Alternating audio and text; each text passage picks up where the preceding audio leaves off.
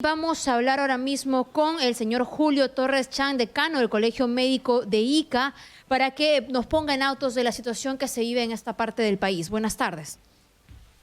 Buenas tardes a todos los oyentes de Radio Exitosa. Sí. Doctor Torres, cuéntenos por favor la situación que se está viviendo en Ica. Bueno, como en varias regiones del país, la situación la vemos crítica, los hospitales totalmente llenos de pacientes con necesidad de oxígeno, muy poca capacidad de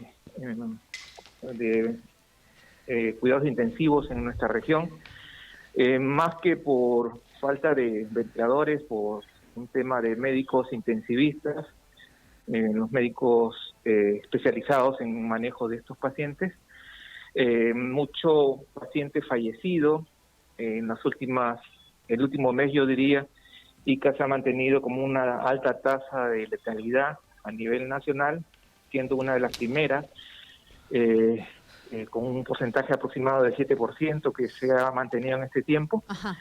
Y con poco médicos y personal de salud en general infectándose día a día, ¿no? Día a día, y creciendo la cantidad de recurso humano que se pierde por tenerlo en aislamiento o en algunos casos inclusive hospitalizados. Tenemos 5 médicos infectados que están en cuidados intensivos con ventiladores mecánicos, 4 en Lima, 1 acá. Y eso nos preocupa, ¿no? Como región no queremos llegar a situaciones extremas como se está viendo en Arequipa, como se ha visto en Loreto, donde la población está en las calles atendiéndose. Acá también hay limitaciones, pero en todo caso todavía no se ve esa realidad que se ve en otras regiones, ¿no? Pero eso es lo que no esperamos. Hacemos siempre un llamado al gobierno. Tenemos un hospital de campaña ya terminado, falta el equipamiento, recursos humanos, y eso es lo que queremos que se acelere, ¿no? Doctor Torres, encabezan con otras regiones la lista de mayor cantidad de fallecimientos por cada 100.000 habitantes. ¿Cuáles, digamos, serían los factores que los han llevado a estar dentro de esta lista? Sí, nosotros pensamos, ¿no? Porque no se ha hecho un estudio serio de saber las causas, pero sí, pues el no cumplimiento por la población es un factor, ¿no? La cuarentena, aparentemente estamos dentro del grupo de los 8 regiones donde se debe cumplir la cuarentena, y vemos, en nuestra ciudad vemos que la gente sale como si tuviera un día normal. Hay un tráfico tremendo en las calles, hay ambulantes, hay mercados llenos, abarrotados, donde hay conglomerado de gente, donde ahí va a haber contagio. Pero por otra parte también esto viene acumulado de hace más de un mes, donde se trabajó muy poco en el primer nivel de atención, lo que hace que los hospitales han ido colapsando, la gente llegaba muy tardíamente a los hospitales, muy pocas unidades intensivos, o si había ventiladores, médicos internistas, médicos de otras especialidades no intensivistas, manejaban estas máquinas, y también eso es otro factor que pudiera haber influido. Pese que allá hay cuarentena, ¿no? Allá todavía están en cuarentena, son parte de las regiones con cuarentena focalizada. Sí, estamos dentro de las 8 regiones que estamos en cuarentena, pero uno ve la ciudad y la ve como si fuera un día normal. No hay ningún control policial del ejército, fuerzas armadas, policiales o FARC, nada. El tránsito es totalmente libre, mototaxis, sin ningún protocolo de seguridad, taxis, tampoco no se tiene ningún protocolo de seguridad. Yo creo que esto, si no se toman medidas, va a desbordarse en los próximos días, ¿no? Intensivistas, personal de salud, ¿verdad, doctor Torres? Pero respecto a los equipos, oxígeno, por ejemplo. Nosotros tenemos, para suerte, en los hospitales de nuestra ciudad, a raíz del terremoto, fueron hospitales nuevos, donde se previó este tema del oxígeno. Hay tanques donde se almacena el oxígeno es empotrado en los hospitales, tanto el Ministerio de Salud como el hospitales de salud en nuestra región. Casi todos los hospitales, yo diría el 100% fueron hospitales nuevos, ¿no? Por el tema del terremoto, y eso ha sido una ventaja, a pesar de que en Chincha recién se ha instalado una planta de oxígeno que abastece la demanda de vida hospitalaria, pero los pacientes igual, algunos de ellos llegan a las emergencias abarrotadas, son atendidos o a veces limitaciones en la atención, Solo cuando tienen una cantidad muy baja de oxígeno, de saturación de oxígeno, son hospitalizados. En otros casos se les envía a sus casas, pero en la casa el seguimiento tampoco no se le hace muy adecuadamente, por lo tanto muchos de ellos se compran sus balones y hacen su tratamiento en la casa, ¿no? Yo creo que esto también ha tenido un problema inicial, ¿no? Al inicio la pandemia en Ica fue con muy pocos casos, prácticamente un mes, creció muy poco. Las autoridades no previeron que pudiera haber crecimiento y como en todas las regiones o en muchas de ellas ha habido un manejo político de la parte del gobernador. El comando COVID acá es comandado por el gobernador regional, director regional y gerente de salud. Mucho de las propuestas hechas por autoridades o colegio médico, otros colegios profesionales, no son tomadas en cuenta para tratar de contener en el primer nivel de atención, y por tanto eso ha ido que la demanda de atención en hospitales haya crecido, ¿no? Hace como 2 o 3 semanas recién se ha puesto atención al primer nivel, pero todavía yo creo que es insuficiente. Debería dotarse de mayor recurso económico y humano, porque hay mucha limitación de entrega de equipos de protección personal y vemos también personal que se está infectando, ya sea en los centros de atención primaria, cuando ya se está desplazando la atención a esos niveles, ¿no?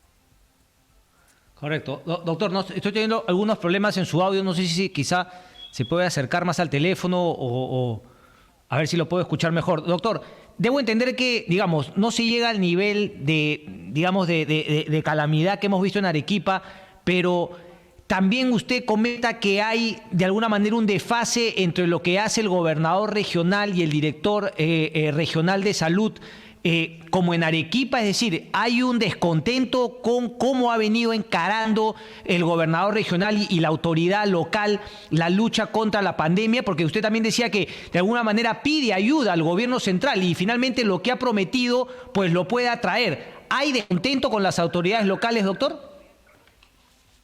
Mire, acá cada autoridad está trabajando independientemente, no hay una coordinación entre sectores.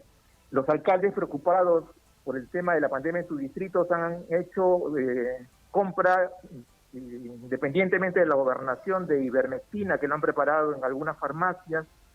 Hasta ahora no se puede ver esa coordinación que se da entre autoridad local, autoridad regional y menos aún con los colegios profesionales. Entonces, más vemos a nuestras autoridades sanitarias publicando fotos, haciendo videos de entrega, estar en todas las entregas de medicamentos, en campañas médicas. Entonces, eso hace de que no se dedique a hacer un análisis real de lo que está pasando en la ciudad, en relación al número de casos, el número de fallecidos, dónde están los puntos, digamos, donde hay mayor contagio para poder intervenir y hacer los cercos epidemiológicos que no se están realizando acá en nuestra ciudad, ¿no? Entonces eso también nos preocupa, que no haya una coordinación entre los sectores, cada uno hace su labor independientemente, sin tener coordinaciones, ¿no? Correcto. Solamente quería que nos repita el tema del oxígeno y si es que usted decía que, bueno, en el oxígeno afortunadamente, digamos, hay un abastecimiento, pero esto es solamente para Ica o es también en Chincha, en Pisco, donde entiendo la situación es bastante complicada. Sí, inicialmente la situación en Chincha fue en las primeras, en el mes de junio, fines de mayo, fue muy, digamos, la epidemia estuvo muy alta en esa ciudad, muchos casos, muchos fallecidos, inclusive la tasa de letalidad en la ciudad de Chincha, en algunos sitios, en algunos distritos, como Grocio Prado, llegó hasta 13-14%. A raíz de eso se instaló una planta de oxígeno en el Hospital San José de Chincha, que es el hospital del Ministerio de Salud. La epidemia en Chincha en realidad ya ha disminuido. La información que tenemos es que el número de casos que llegan a los hospitales es mucho menor, hay disponibilidad de camas, pero esto ha ido creciendo y ya en la ciudad de Pisco es que en esta última semana ha habido un incremento significativo de casos donde los hospitales ya están siendo desbordados, inclusive hay unas directivas de traslado de pacientes de salud hacia Chincha para poder apoyar, igual en Nafta, que era un número de casos muy bajos en las primeras semanas, ahora ya también se ha incrementado, la semana pasada tenían problemas de balones de oxígeno, o sea, el hospital no estaba trabajando el área COVID, se había creado un albergue que inicialmente se pensó para pacientes asintomáticos, casos leves, pero se tuvo que convertir en un hospital exclusivo para COVID. Entonces allí, como en ese hospital es un albergue, ahí se manejaba con oxígeno, si había una deficiencia en la cantidad de oxígeno, por tanto muchos pacientes tenían que ser trasladados a ICA para poder ser atendidos, ¿no? Correcto, Caramba. correcto. Doctor, yo le quería hacer la pregunta, porque claro, hablamos una y otra vez de oxígeno y mucha gente cree que el oxígeno, al igual que las camas UCI, son para ese ya, digamos, nivel en el cual la COVID se vuelve más complicada y finalmente ataca a muchos órganos. Poco que usted nos explique nuevamente para nuestros oyentes y televidentes la importancia del oxígeno también en la parte, en el primer nivel de atención o un poquito más allá, la posibilidad de que incluso sin haberte hecho la prueba, poderte medir el oxígeno. Pero mi pregunta era la siguiente, ¿hay también los pulsioxímetros a disponibilidad también en postas médicas, ¿no? Para que no necesariamente sea que te tiene que llevar alguien a un hospital para que la gente pueda medirse el oxígeno y si está por debajo de lo que el cuerpo necesita, digamos, aplicarse oxígeno? ¿Eso es fundamental? Claro, bueno, yo lo que tengo información es que cada personal de salud, bueno, por su propia cuenta se compra su oxímetro de pulso, no es una cosa que lo mantenga o las postas tengan conocimiento de ello, pero sí, se hace la medición del oxígeno, normalmente debería estar por encima de 90, 92, ya es un tema de peligro, por debajo de 90 ya es un daño que se va a producir a nivel del pulmón, donde no va a haber un buen intercambio de gaseoso, y muchos de estos pacientes llegan con niveles hasta 70, 50, que ya se ha hecho un estudio donde se ve que esos de allí tienen mayor tasa de mortalidad, ¿no? Cuando llegan con niveles muy bajos. Correcto. Entonces también vemos... Pero no... Sí, doctor, perdón que lo interrumpa, me dijo que en las postas no necesariamente hay pulsioxímetro, porque yo incluso, digamos, un trabajo de un doctor, creo que fue de la San Marcos o de la Cayetano, decía, lo importante es que incluso se puedan organizar para, quizá en unidades vecinales, alguna persona de respeto de los vecinos tenga el pulsioxímetro como una manera de evitar justamente que personas que no tienen otros síntomas, pues empiecen a perder el oxígeno en la sangre y, como usted dice, ya sea muy tarde. Así es. No, yo no digo que no haya en las postas, pero son oxímetros que lo tiene el mismo personal de salud, ¿no? Igual la gente está comprando su pulsioxímetro, o sea, la gente que ya comienza a presentar dificultad respiratoria está haciendo compra de su pulsioxímetro para manejar a su paciente cuando no hay camas en el hospital o no desean traerlo, están manejando su pulsioxímetro. Y algunos médicos están trabajando para tratar de orientar a los pacientes a que puedan mantener un nivel de oxígeno adecuado, por lo encima de 90, pero cuando ya vemos que con la cantidad de oxígeno que puede manejarlo uno en la casa, y a pesar de ello no mejora, definitivamente tiene que llegar a ser hospitalizado porque pudiera requerir ya una terapia intensiva, ¿no? Correcto. Correcto. Doctor Torres, muchas gracias por la entrevista. Esperamos tener conocimiento de que se mejora, digamos, la asistencia en ICA. Gracias. Y a ver, Gracias, doctor. Sí, doctor Torres. Sí, esperamos nada más que la ayuda de traer ya el equipamiento, de traer las camas, así como has hecho en Arequipa, no sea tan tarde y sea lo más pronto posible. Hacemos un llamado al gobierno central para que haga esta intervención. Muchas regiones estamos teniendo problemas y esperemos que no llegue a ver lo que se está viendo en Arequipa actualmente, ¿no? Correcto. Gracias, doctor Torres. Y a ver, nuevamente nos quedamos con la pregunta, Cristian, sí, en estos equipos de respuesta rápida que van casa por casa también tiene el personal el pulsioxímetro. Debería, ¿no? Para poder conocer realmente no solo el descarte de la prueba rápida, que sabemos que da falsos negativos en muchos casos, sino realmente conocer cómo está la saturación de cada una de las personas que son visitadas. Eso, ¿no?